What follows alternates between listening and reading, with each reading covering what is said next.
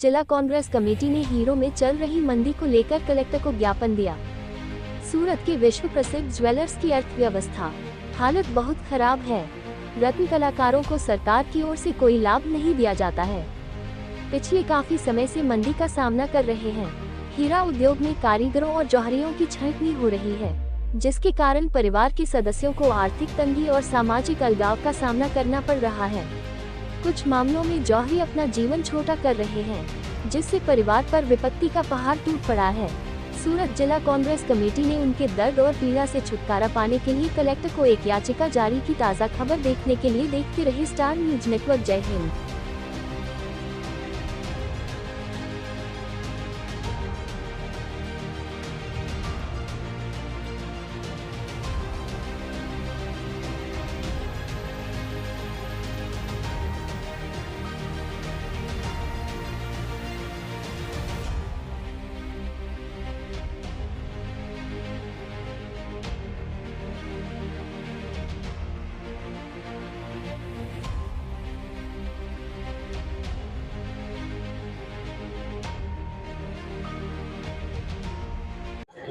આજરોજ સુરત શહેર કોંગ્રેસ સમિતિ દ્વારા રત્ન કલાકાર સંઘર્ષ સમિતિ બનાવેલ છે।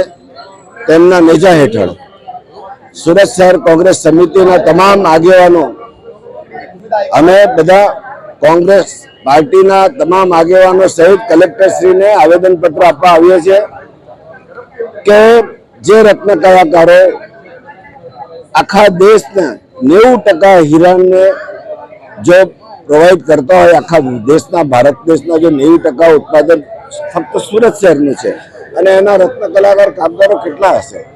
એ રત્ન કલાકારોને આર્થિક પરિસ્થિતિને કારણે એ લોકો આત્મહત્યા કરી રહ્યા છે। એ લોકોનું જીવન જીવવા માટેની સમસ્યાઓ ઊભી થઈ છે। તો અમે સરકારનું ધ્યાન દોરવા માંગીએ છીએ કે તમે રત્ન કલાકાર કલ્યાણ બોર્ડનું આયોજન કરો, એ લોકોના બાળકોને શિષ્યવૃત્તિ આપો, એ લોકોના બાળકોને એમના પરિવારજનોને આરોગ્યની સુવિધા મળે અને કારખાના જે દારો છે તેને પણ તમે રાહત આપો, જેથી કરીને એના કારખાના ચાલતા રહે અને રત્ન કલાકારોનું જીવન પર જીવતા રહે।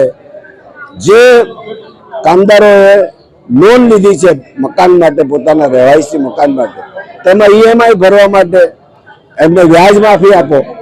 જો ભારત સરકાર મોટી મોટી કંપનીઓને લાખો કરોડ રૂપિયાની માફી યોજના લાવતી હોય તો રત્ન કલાકારો માટે પણ આ પ્રકારનું આયોજન કરવું જોઈએ।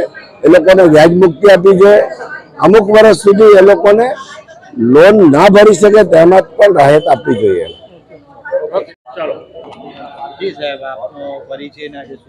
મારું નામ દિનેશભાઈ સાવલિયા, સુરત શહેર જિલ્લા કોંગ્રેસ સમિતિ કાર્યકારી પ્રમુખ। આજરોજ સુરત શહેર જિલ્લા કોંગ્રેસ સમિતિ પ્રેરિત એક રત્ન કલાકાર હિત રક્ષક સમિતિ બનાવવામાં આવી છે। કારણ કે હાલમાં જ છેલ્લા ઘણા સમયથી હીરાની જે ધંધો છે એની અંદર ખૂબ મંદી ચાલી રહી છે, લોકોને કામ નથી મળી રહ્યું। રત્ન કલાકારો પોતાનું જીવન ટૂંકાવી દેવા સુધી જ્યારે આવી જતા હોય ત્યારે એમની મુખ્ય જે 6 માંગણીઓ છે કે એક રત્ન કલાકાર કલ્યાણ બોર્ડ બનાવવામાં આવે, તેમના જે બાળકો છે એમને શિષ્યવૃત્તિ આપવામાં આવે, એમનું પરિવાર છે એમને સસ્તું આરોગ્ય આપવામાં આવે। એક જ્યારે આવો કોઈ કપરો સમય આવે ત્યારે જો કોઈ રત્ન કલાકાર અથવા તો હીરા સાથે કોઈ પણ લોકો જોડાયેલા એમણે લોન લીધી હોય તો એની અંદર પણ રાહત આપવામાં આવે।